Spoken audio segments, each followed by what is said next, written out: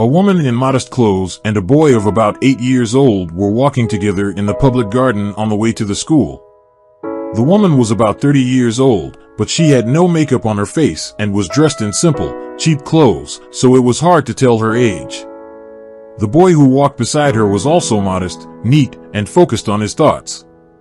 They didn't talk to each other on the way, but it was the kind of silence that usually indicates a perfect understanding even without words. The school they were heading to was the most prestigious in the city, and the teachers were used to seeing the children of wealthy and powerful parents in this school. But the woman and her son walked there confidently, not worrying that the staff of this prestigious school would not let them in. This confidence made the guard confused. He was about to ask them what they were doing here, but for some reason, he remained silent and only stared at the visitors unhappily. "Hello, please tell us how to get to the principal's office," the woman asked him softly but with dignity. "But why did you come here?" the guard asked rudely. "We have recently moved to this neighborhood, and I want to transfer my son to this school," the woman continued calmly.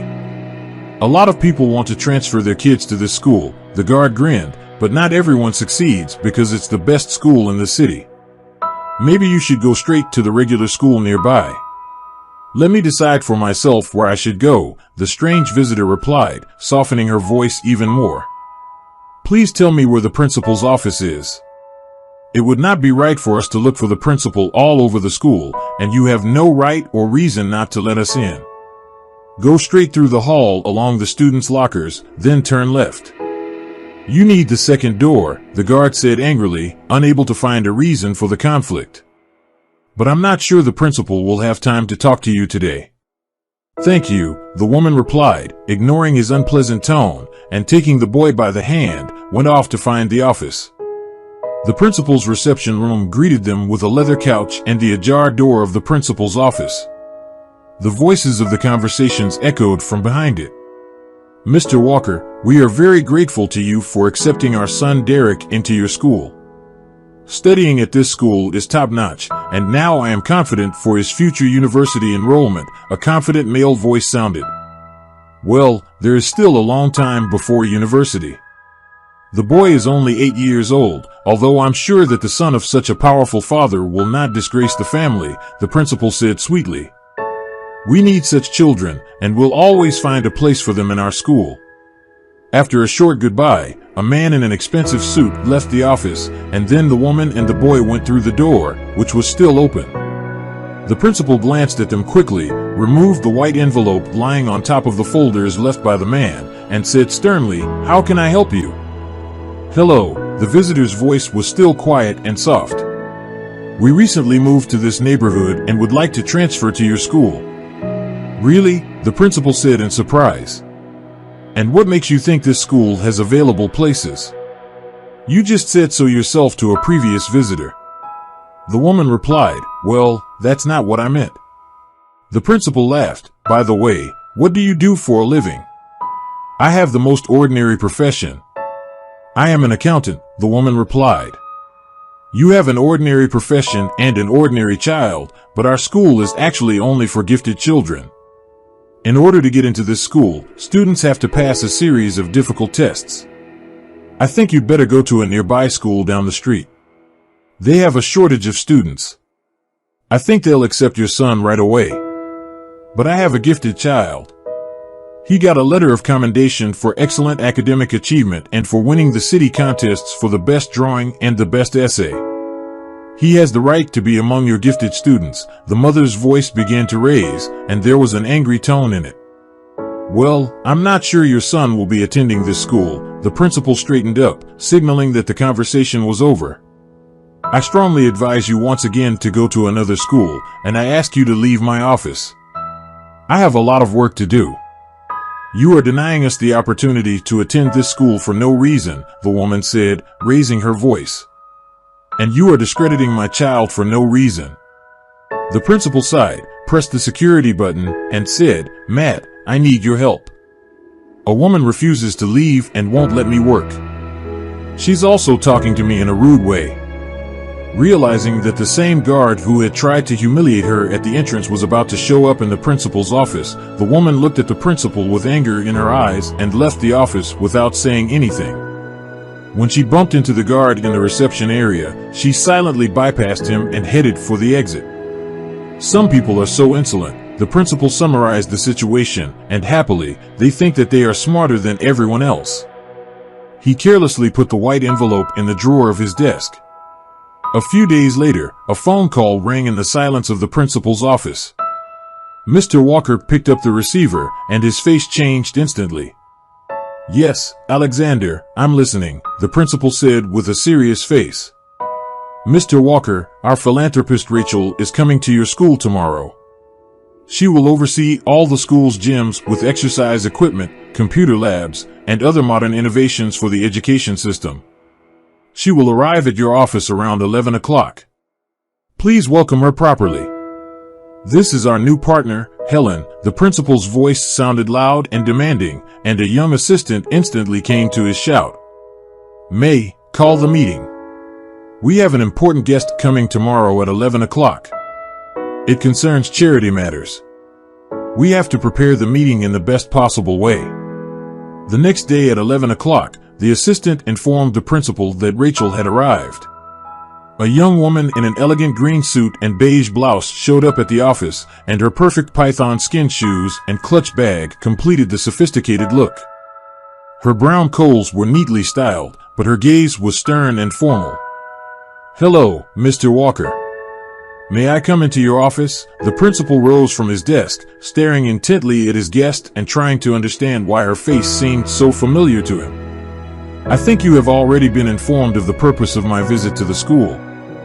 I want to check out the material base of this educational institution and outline your priority needs. I would like to pay special attention to the inclusive form of education. My main opinion is that education should be available to everyone regardless of the health condition or financial situation of students and their parents. Do you agree with me on this?" The principal remained silent. He finally recognized in this stylish, well-dressed woman a poor, modest mother who had tried to transfer her son to this school. So she decided to test me, the principal thought to himself. If I had known who she was, I would have accepted her son into my school. But she came dressed like a beggar and didn't say a word about who she was. This beggar decided to set me up, and now she's smiling wickedly. "Why aren't you answering, Mr. Walker, or have you already realized that my son will attend this school?" But the principal remained silent. The woman looked at him indifferently. "I've seen your employment history. There's information about your business experience. I think you could use it now because this school needs a different principal, and the kids need a different approach." With these words, Rachel left the office, leaving behind the smell of expensive perfume and a scolding principal. A couple of hours later, Rachel was sitting in her office, stirring her already cold coffee with a spoon. All the visits and meetings for today were over, and it was time to think about personal matters. At the moment, the most important matter on her mind was the upcoming reunion. Rachel didn't really want to go to this event. Probably she was destined to get not the best impressions about the school. She had suffered humiliation at school when she was a child, and now the principal, who was only thinking about financial benefits, didn't want to accept Max into the school. For her, school was still the most unpleasant place to be.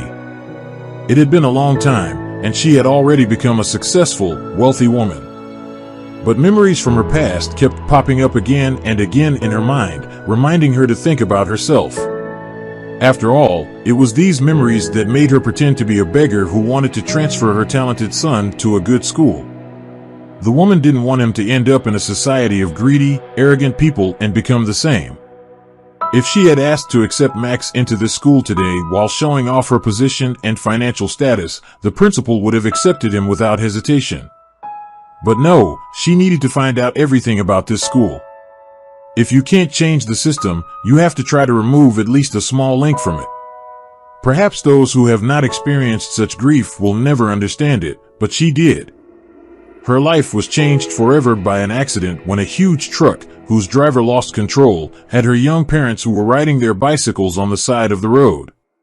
Her father died instantly, and her mother was saved, but her appearance was completely changed. Rachel could hardly remember her mom's real face, which looked at her from old photos. She only remembered what the doctors managed to save. The girl's first childhood shock happened when, instead of her slender, cheerful mother, an unfamiliar woman in a wheelchair entered the apartment, and only her unforgettable voice allowed the girl to recognize in this woman her beloved mom.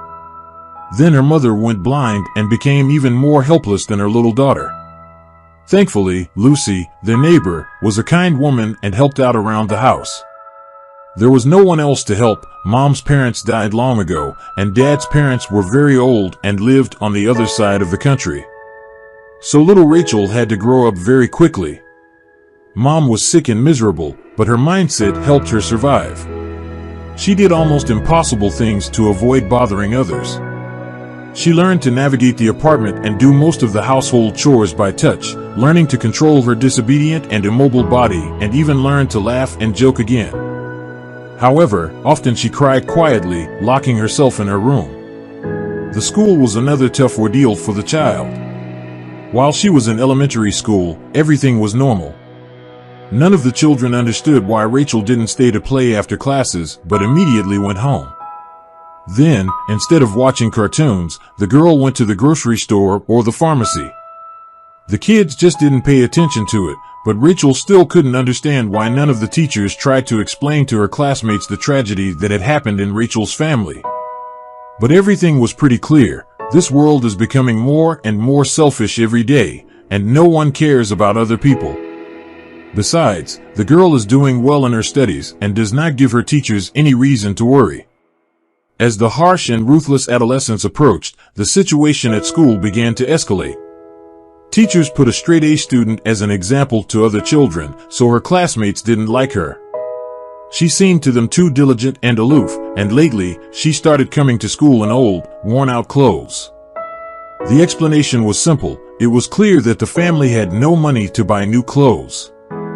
But in childhood, there were no fashion trends, and family friends often gave good clothes for Rachel. But this period was over. Now people would give their family some clothes, and those clothes were more worn and out of fashion. Rachel gradually gained a reputation as a beggar. At that time, there were no famous words about school bullying, but that didn't change the meaning of what was happening.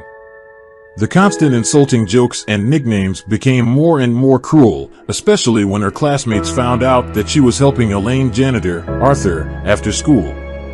Arthur was another kind person she had met in her life.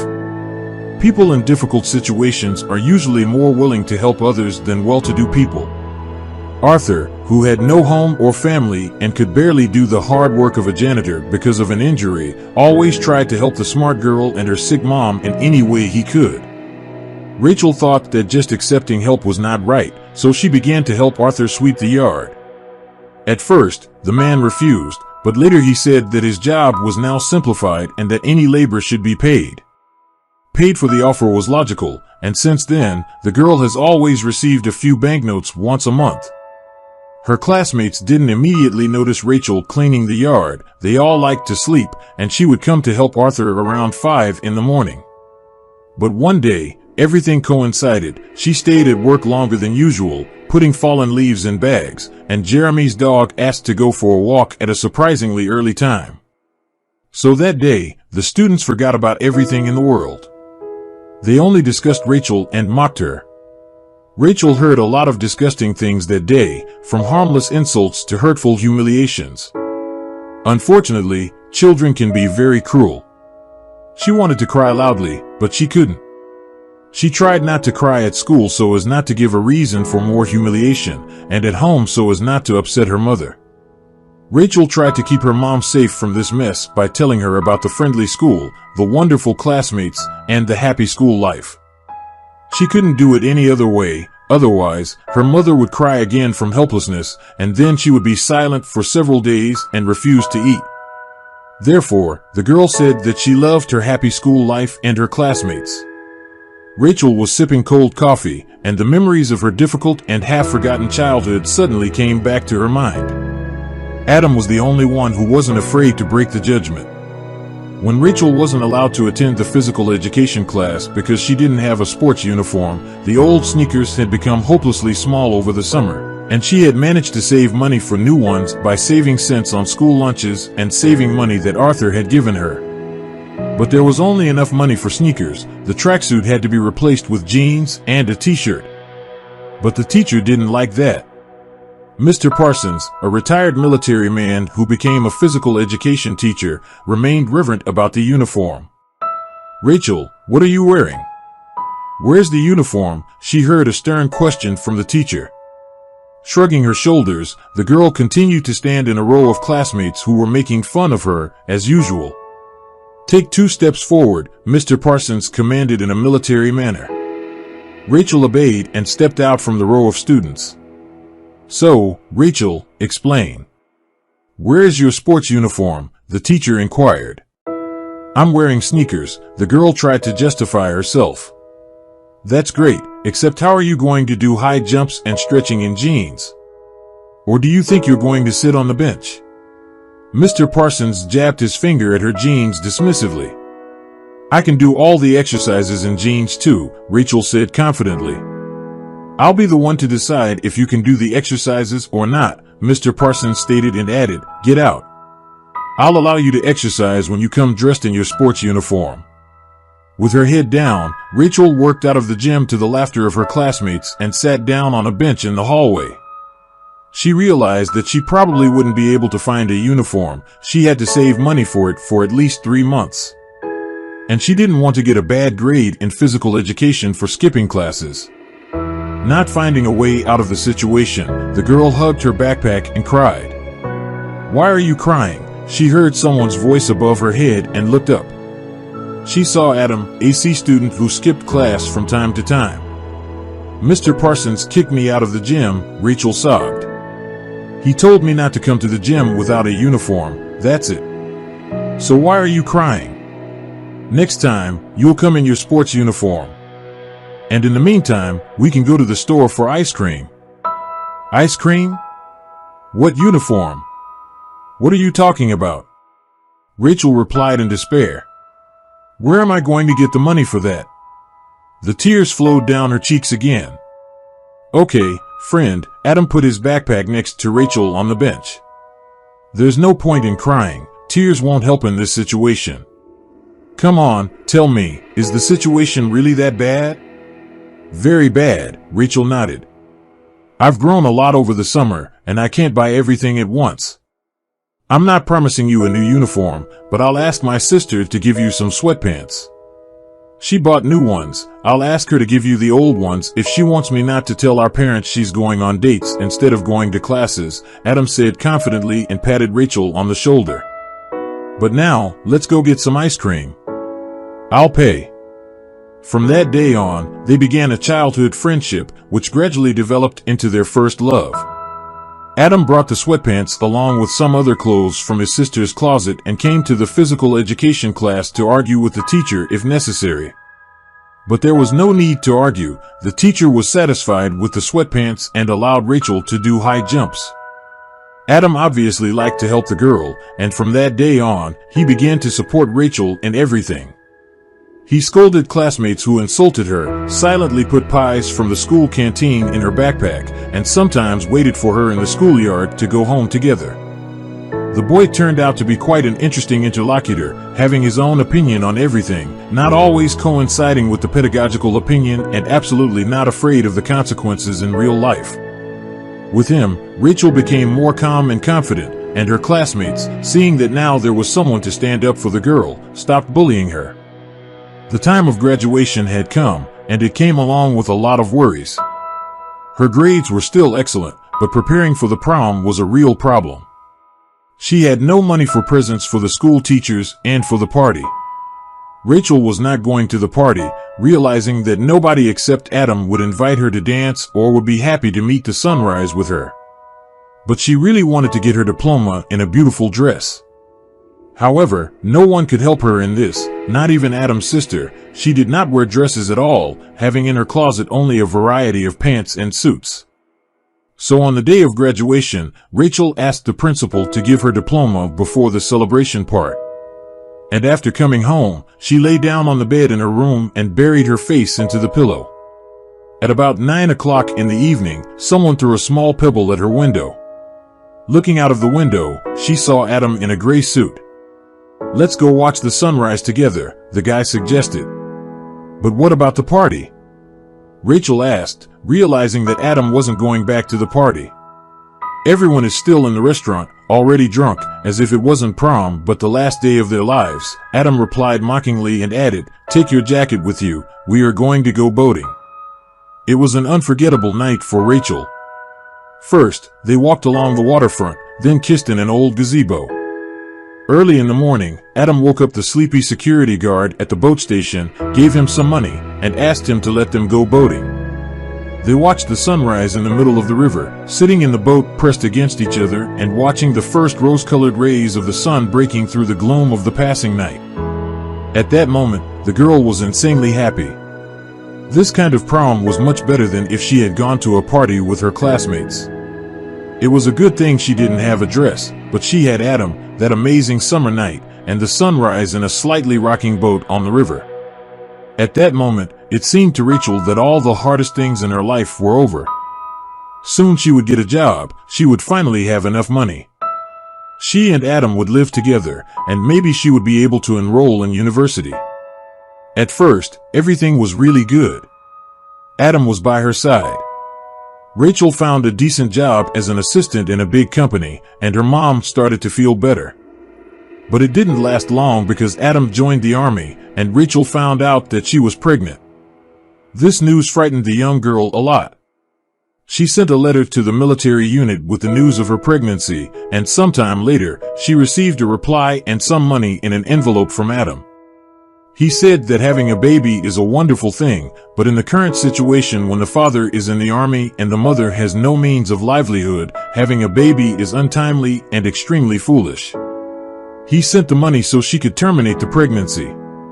Her eyes refused to believe what was written in the letter, and her brain refused to accept it all. "How can I kill our baby?" "Why? Because we're both young and inexperienced? What if I don't have kids at all?" After that, the questions popped up in the girl's mind. Rachel was raised by a strict and religious mother, and she couldn't make such a decision. So she frantically tried to think of something that would allow her to survive in this situation. Her boss, who had returned to the office for his phone, saw her in such a frustrated state. Shocked by the sad look of his assistant, he quietly approached her desk. She was staring at one point with her crying eyes. He carefully tapped the edge of the cup on the table with a spoon. Rachel flinched, and her boss asked her, "Are we having a war apocalypse?" When Rachel didn't get the joke, he explained, "That's the only way I can explain that look on a young and lovely girl's face." Then Rachel sharply replied that she was not a young girl but a pregnant woman who would soon cease to be lovely and that Richard should look for a new assistant because soon she would become unsuitable for this job. The emotions that came out provoked the girl, and she became hysterical. Richard let her cry, and then, when he saw that the situation was getting worse, slapped her cheeks and poured cold water on her head from a glass to calm the assistant's unnatural laughter. "Richard, that day you returned to the office just in time," Rachel murmured, and in a burst of emotion, she clutched her coffee spoon so tightly that it bent. Memories of her late husband immediately reflected in the form of a sharp pain in her heart. Today's Rachel is the result of Richard's love, understanding, and his hard work. He was the one who helped her at work back then by raising her salary and paying bonuses. He was the one who drove her to the doctors and picked her up from the maternity hospital when Max was born. He was the one who bought her son presents and moved her into his house after her mother died. Richard was the one who forced her to study at the university. He explained the nuances of his business, as if he had a premonition of his own death. It's unclear how the girl managed to survive such grief. An unknown vehicle hit Richard's car and quickly drove off in an unknown direction, leaving him rolling down a cliff in a flaming car. His competitors managed to get a big project at the cost of Richard's life. But thanks to Richard's loyal employees and friends, the company survived. By the way, if Richard were alive, he'd be scolding Rachel for such introspection. After all, he had done everything possible to get her to stop being a frightened girl ashamed of her poverty. She placed a bent spoon on the table and made a decision. Rachel found the contacts of the restaurant she was invited to for the reunion and made a phone call. "Hello, is this the restaurant?" Could you please tell me if anyone has already paid for the party scheduled for the 25th? No, send me the receipt, please. I'll pay for it. Thank you. Well, the first part of the plan is done. It's time for the most interesting part of the plan. She wondered who even came up with the idea of inviting her to the reunion since she was the outcast. Apparently, Adam would be there. On the appointed date, the former graduates, now men and women who had already achieved something, were chatting cheerfully in the luxurious restaurant. The conversations were lively, and their gazes were evaluating. Everyone was interested to know who had achieved what over the past years, and to see how much the boys had matured and whether the girls had aged. By the beginning of the party, Rachel was not there yet. However, no one cared much except for a young blonde-haired man in a jacket who kept glancing at the door but carefully hid it from the others. In the middle of the discussion about who was the wealthy philanthropist who had paid for their party, a strange noise was heard outside, which was getting louder by the second. The concerned classmates rushed to the windows and saw a helicopter about to land on an equipped landing pad for VIP guests. Okay, I think we're all about to find out who this kind person is, Tiffany said, not noticing that her former beloved Adam was staring at the stranger, barely swallowing saliva in shock. Meanwhile, the beautiful woman entered the restaurant and held out her arms to her classmates as she approached them. Well, hello, friends. Don't you recognize me? A heavy, tense silence filled the restaurant.